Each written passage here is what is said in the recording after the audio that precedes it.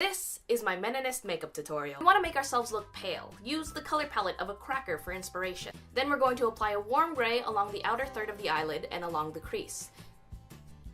Then we're going to line using black. Be careful not to get any of this into your eye. Oh, hello. I'm Riley Nelson, and welcome to Coffee Break, where caffeine helps us maintain our delicate grasp on sanity as we soldier through the equally valid and unoppressive opinions of the informed electorate. I would like to address a striking new movement that has captivated the public: Meninism.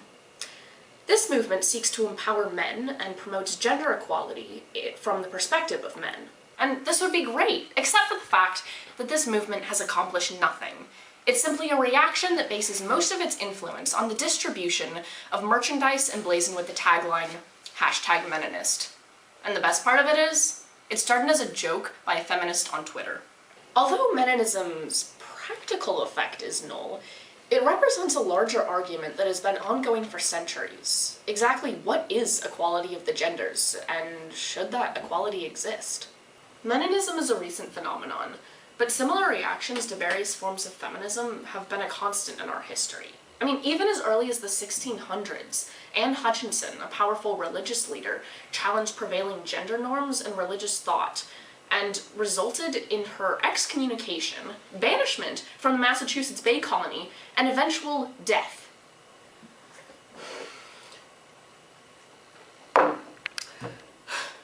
Although strains of feminism and reactions against it have always been present, mass, organized feminist crusades can be categorized in three different waves.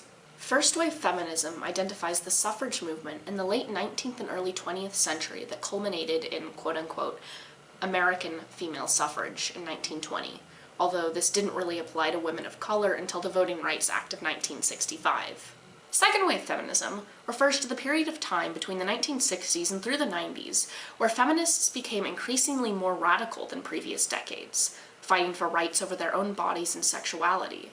They eschewed stereotypically feminine things like bras, lipstick, or heels, noting them as oppressive. And finally, the third wave of feminism, commonly identified as starting in the mid-90s through the present, represents almost all the same arguments as second wave feminism, except with a new embrace of feminine things. Being female shouldn't be a sign of oppression or inferiority, third wave feminism argues. But why am I telling you this? Why not hear this from the mouths of actual first and second wave feminists? To the blend. Whee! Welcome to the blend.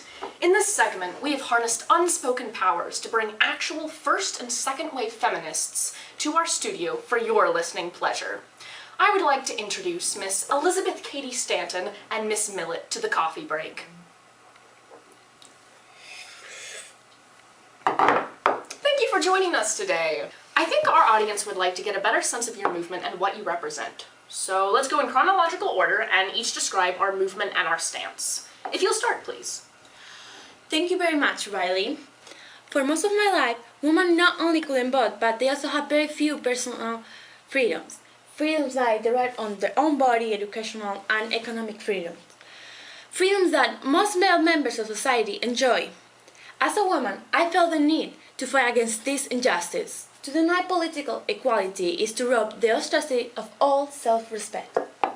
After being refused from abolitionist meeting, I, along with Susan B. Anthony and Lucretia Mott, organized the Seneca Falls Convention to discuss our rights. We collectively agreed through this convention that all men and women are created equally, and therefore women should be allowed to vote, among other things. This started the Woman Crusade that lasted through my lifetime. Thank you, Miss Stanton. Now, in relation to the first wave of feminism, the second wave that I represent was targeted towards a much broader spectrum of discrimination, mostly in relation to workforce misogyny and sexual repression. While Miss Stanton represents the drive for legal representation under the enfranchisement of the vote, the second wave focused on the fact that despite this legal standing, women were still considered unequal inside and outside the voting booth. Despite advances through unions and other formal organizations, women's pay and treatment professionally continue to be hampered by de facto discrimination. So, in turn, we built off the first wave of feminism by utilizing both the right to vote and the ability to influence politics to push for protections for our rights within the working sphere. but my definition of politics varies from what one might think. Is it possible to regard the relation of the sexes in a political light at all? It depends about how one defines politics. I do not define the political area here as that narrow and exclusive sector known as institutional or official politics of the Democrats and the Republicans. We have all reason to be tired and suspicious of them. By politics, I mean power-structured relationships, the entire arrangement whereby one group of people is governed by another, one group is dominant and the other subordinate. And because the first wave limited our power to the traditional political sphere, despite receiving formal protections under the Equal Pay Act of 1963 and Title VII, women still were considered to be inferior. We are pushing against sexual connotations resulting from the fact that the great mass of women throughout history have been confined to the cultural level of animal life, providing the male with a sexual outlet and exercising the animal functions of reproduction and care of the young. And the sad thing is, nothing much has changed from your time to mine. Still, a 22% wage gap exists, only 18% better than what it was in the 70s, and de facto discrimination is anything but conquered. Although with the advent of the internet and greater levels of communication, social awareness of the issue has increased exponentially. Running along this change is another of, if not equal, greater import. The expansion of feminism to encompass different races, minorities, classes, and even strains of thought. Third-wave feminism reaches a greater audience and affects a greater group of people. And there are simply more ways to be a feminist than identified in the second-wave feminism. You can be feminine, you can be masculine, you can be a mother, you can be childless, male, female, anyone can be a feminist. And despite allegations that third-wave feminism is needless, that first and second-wave feminism achieved equality of the sexes, sexism and inequality is still very much alive. In America, subtle sexism is present in mass, seen especially in the corporate world, media depiction of women, rape culture, and reproductive rights. But also elsewhere, feminism is especially relevant. In most peripheral and semi-peripheral countries, women enjoy almost none of the basic rights experienced in the West.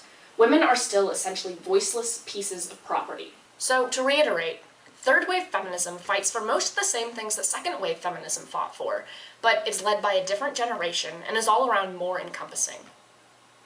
And I think that wraps up this segment. Thanks so much for joining me.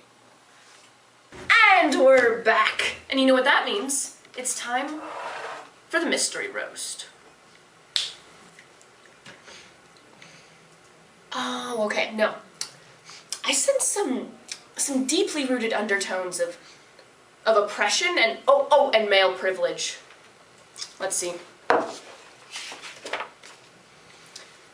I long to hear that you have declared an independency.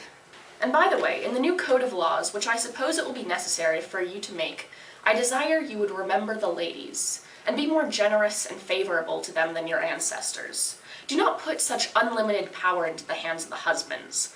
Remember, all men would be tyrants if they could. If particular care and attention is not paid to the ladies, we are determined to foment a rebellion, and will not hold ourselves bound by any laws in which we have no voice or representation. Okay, no, I got this. This is Abigail Adams' letter to her husband, John Adams, as he was drafting the Constitution. Am I right?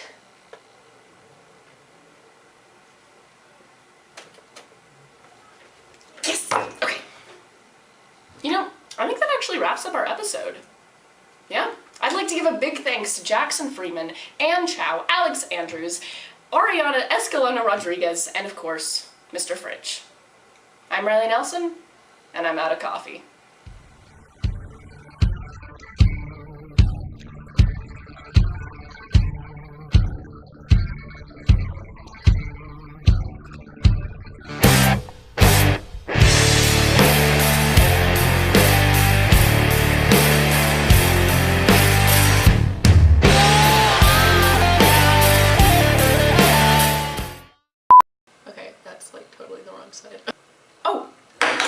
For your listening pleasure.